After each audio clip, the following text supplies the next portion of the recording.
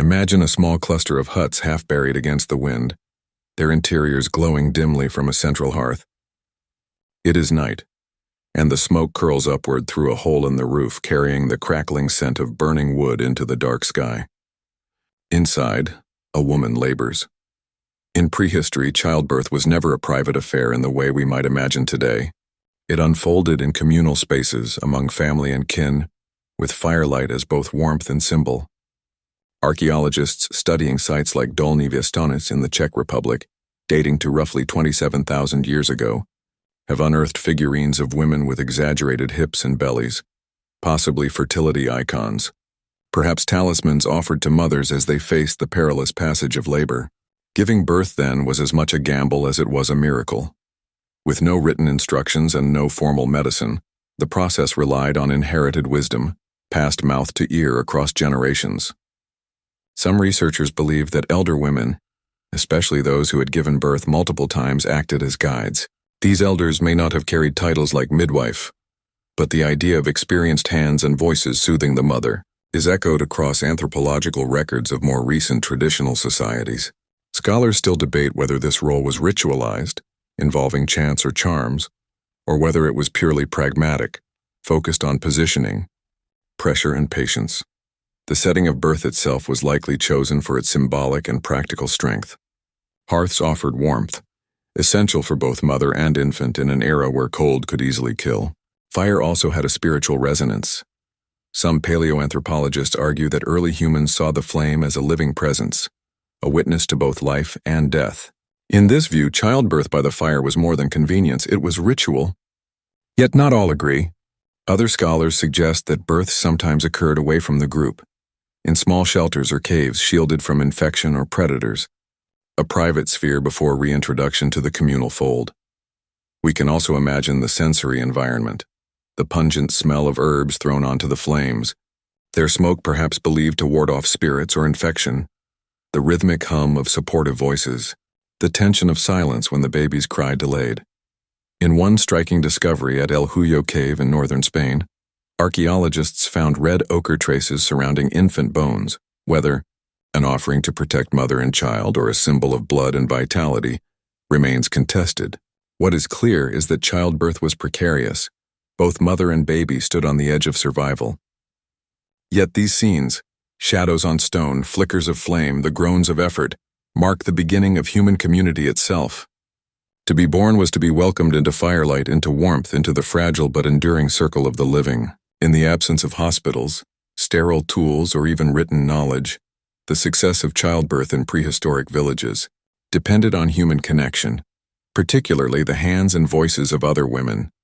Across countless hunter-gatherer and early farming societies, the figure of the midwife emerges as both practical helper and bearer of sacred wisdom. Although the term itself is modern, archaeological traces and anthropological parallels suggest that some women specialized, informally, in guiding others through labor. At sites like Çatalhöyük in Anatolia dating back around 9,000 years, skeletal remains reveal healed pelvic fractures in older women, evidence some scholars interpret as consistent with a lifetime of crouching, assisting, and perhaps manipulating bodies during difficult births.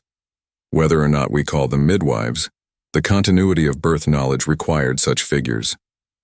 Imagine the circle. An expectant mother crouched or kneeling, supported by sisters, aunts, or elder women who had endured the pain themselves. Hands applied pressure to the lower back, stones heated by the fire provided warmth, and fibers or animal hides were clenched between teeth to manage the searing waves of contraction. Scholars still debate whether these roles were assigned formally within a group, passed from mother to daughter like an apprenticeship, or whether assistance was simply the natural duty of any woman nearby. In either case, what emerges is a picture of childbirth as a collective, not solitary act. The role of midwives was not limited to physical guidance. Ethnographic analogies from traditional societies show that songs, chants, and whispered incantations often accompanied labor, not merely for comfort but for perceived spiritual protection. Some researchers suggest that the famous Venus figurines, with their rounded forms and exaggerated reproductive features, may have been invoked by these helpers as symbols of safe passage, reminders of fertility's power. Others argue that the figurines were less about ritual and more about representing social ideals, making their role in childbirth speculative. Still, the possibility that carved figurines sat near the hearth while women bent over their sisters is haunting. Beyond ritual, midwives may also have provided the first medical interventions. Sharp stone flakes, already in use for butchering animals, could have served as crude instruments to cut umbilical cords. Ashes, clay, or chewed herbs might have been applied to staunch bleeding or fight infection. The knowledge of which plants soothed pain or which resins sealed wounds could make the difference between life and death. Scholars continue to debate how systematic such remedies were, whether they represent the beginnings of medicine or simply trial and error practices repeated over generations. Yet in all their improvisation, these women forged something profound: the survival of communities. Once a baby entered the world, its survival was still far from guaranteed. In prehistoric villages, care for the newborn required ingenuity, improvisation, and the constant presence of a mother's body. Without woven cribs or wooden bassinets, the earliest cradles were fashioned from what the landscape offered. Animal skins softened over fire, reed baskets lined with moss, or even hollowed bone fragments serving as makeshift containers. Archaeologists have uncovered infant remains nestled in such contexts. At Sunghir in Russia, around 34,000 years old, children were buried in clothing stitched with thousands of ivory beads. These burials, while ceremonial, also hint at the delicate and resourceful ways babies were wrapped, swaddled, and carried in daily life. The act of swaddling itself may stretch back tens of thousands of years. Wrapping infants tightly in skins or fibers offered warmth, prevented sudden movements, and kept fragile limbs safe. Some scholars argue that ochre-stained wrappings discovered in prehistoric burials may represent the remains of these ancient swaddles, their pigments once thought to protect against illness or ward off malevolent spirits. Others caution against overinterpretation, suggesting the staining could simply be ritual decoration unrelated to everyday childcare. The debate lingers, a reminder of how little survives of cloth and hide in the archaeological record. Carrying infants was another essential adaptation. Mothers who foraged or traveled with their groups needed their hands free, and evidence from modern hunter-gatherer societies provides clues. Slings made of plant fibers or leather straps could have bound babies against the torso, sharing body heat while allowing movement. A quirky but telling tidbit comes from rock art in the Sahara, where faint figures suggest women bearing children in sling-like positions, a rare visual echo of how mobility and motherhood intertwined. Whether every group devised such carriers or whether some carried infants by arm alone is still debated, but the practicality of slings makes them a likely universal. At the same time, babies were exposed to a world both nurturing and perilous. Cradles might rest near hearths to capture warmth, yet the risk of smoke inhalation or accidental burns was real. Sleeping beside mothers ensured constant feeding and warmth, but increased the danger of suffocation. The balance between protection and risk was negotiated daily, often through hard lessons carried from one generation to the next. Scholars still debate whether communities developed explicit safe sleep practices or whether survival itself acted as the only instructor. What emerges is a portrait of fragile lives sustained through creativity, bones carved into beads, skins turned into blankets, the rhythm of a sling against a mother's chest. All of these were technologies of care. Long before the invention of strollers or nursery rooms, prehistoric mothers fashioned a cradle not from wood and nails, but from resourcefulness and love, ensuring that even the smallest members of their communities had a chance to endure. Nourishing an infant in the prehistoric world was a task as critical as giving birth itself. Archaeological and anthropological evidence converge on one certainty: breast milk was the foundation of early survival. Without bottles, formulas, or domesticated livestock in the earliest periods, an infant's life depended almost entirely on the mother's ability to produce milk. Skeletal remains, such as those examined at the site of Atapuerca in Spain, suggest prolonged breastfeeding well into toddler years, sometimes up to 4 or 5. Stable isotope analysis of ancient bones shows nitrogen levels consistent with extended nursing, a biological insurance policy in an environment where food scarcity was common. But feeding was not always so straightforward. Illness, injury, or maternal death left infants vulnerable. Scholars still debate whether prehistoric groups practiced wet nursing, where another lactating woman fed an orphan or child of a sick mother. Ethnographic studies of more recent hunter-gatherer societies make this plausible, especially in tightly knit communities where survival was collective. A quirky but telling tidbit comes from ancient burial sites, where infants are found with adult women not presumed to be their mothers, perhaps evidence of social bonds formed around caregiving, suggesting that feeding was sometimes a shared responsibility. As children grew, the challenge of weaning arose. What solid foods were given and when remains a subject of active research. Burnt residue on stone tools and pottery shards from later Neolithic settlements reveals porridge-like mixtures of ground grains, nuts, and animal fats, early weaning foods. Yet in earlier hunter-gatherer contexts, mashed tubers, pre-chewed meat, or bone marrow may have been offered. One striking discovery in a Bavarian site revealed small clay vessels shaped with spouts, possibly feeding vessels for infants dating back 7,000 years. While far younger than the Paleolithic, these artifacts hint at an ancient creativity in solving the same timeless problem: how to feed a child who cannot yet chew. Nutrition was precarious.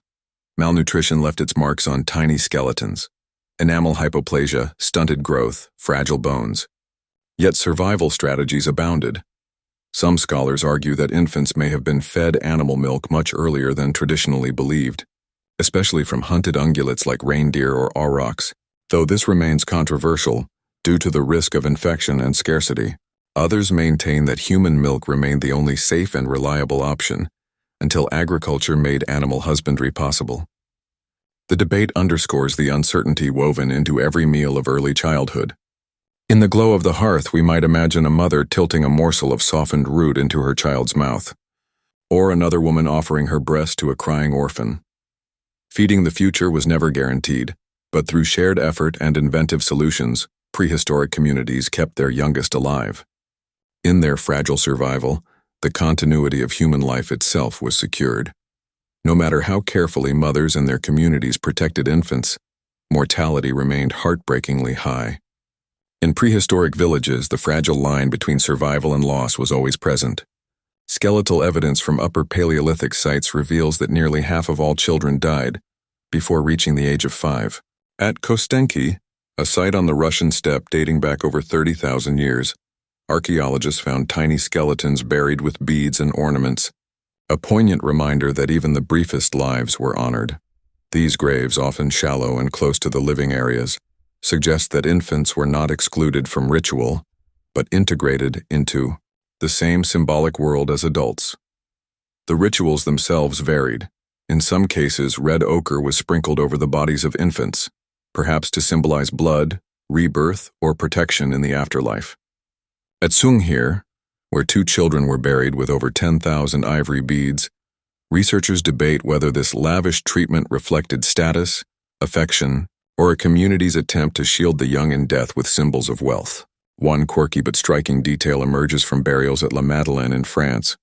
Infants interred with tools too large for them to use, as though the objects served not practical but symbolic roles, tokens of identity or belonging in a world beyond. These practices raise difficult questions.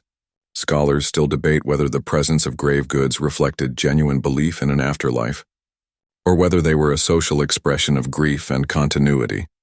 Some argue that the effort poured into these burials reveals that infants were deeply valued, not dismissed as expendable in high mortality environments.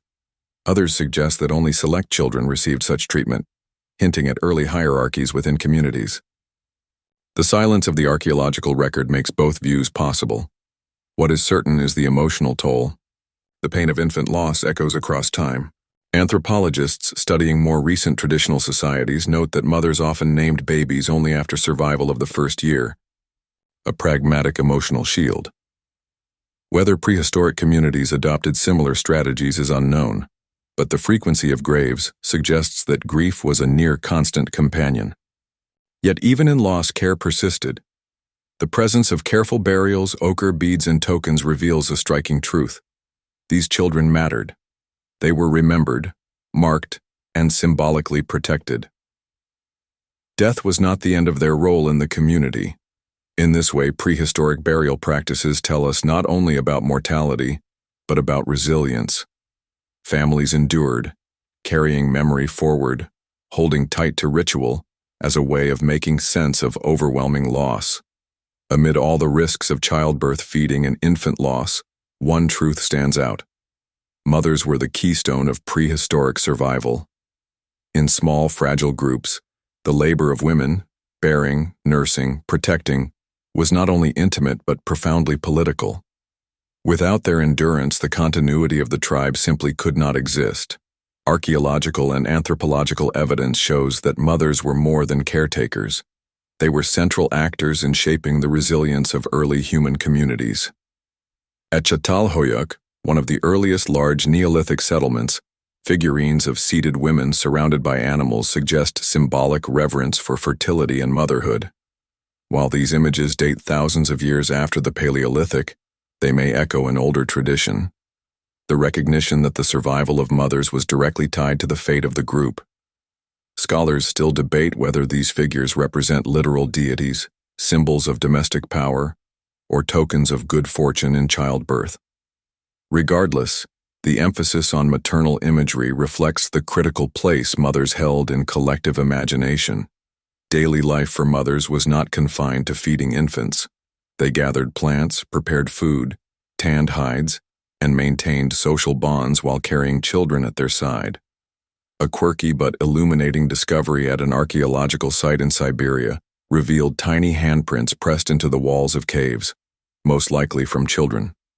Many researchers believe these were made while mothers worked, suggesting that even art making, one of humanity's earliest creative expressions, unfolded in spaces where mothers and their children coexisted.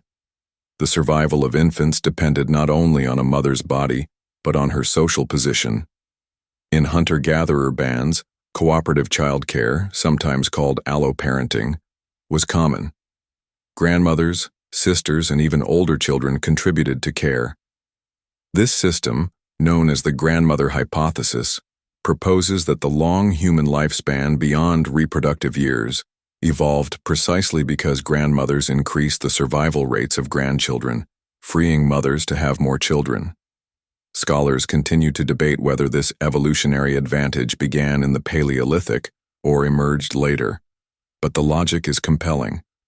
Without shared maternal labor, the rhythm of human population growth would have faltered. Still, motherhood was a paradox. It conferred symbolic status but carried constant risk. A mother weakened by repeated pregnancies, poor nutrition, or infection endangered not just herself but her entire group's future. In this sense, prehistoric mothers lived in a cycle of vulnerability and power. They were at once the most at risk and the most indispensable. In the glow of campfires and the silence of burial pits, their legacy endures. Every surviving child was a testament to a mother's struggle, ingenuity, and endurance.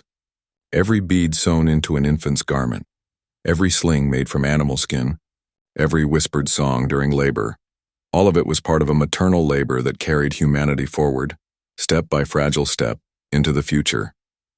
Conclusion: across the prehistoric world, the story of mothers and babies is one of both fragility and strength. From births illuminated by firelight, to the guiding hands of elder women, to the inventive cradles and feeding practices that sustained life, these communities built survival around maternal resilience. The graves of infants remind us of staggering loss, yet they also reveal love, ritual, and memory. Mothers were more than individuals. They were the foundation stones of human continuity. By carrying children on their backs, by sharing milk, by enduring loss and persevering, they forged the path that made our species endure. Today, when we glimpse tiny handprints on cave walls or the careful arrangement of beads around a child's skeleton, we are witnessing the echoes of that maternal strength. It is a reminder that long before written history, the bond between mother and child shaped the destiny of humankind.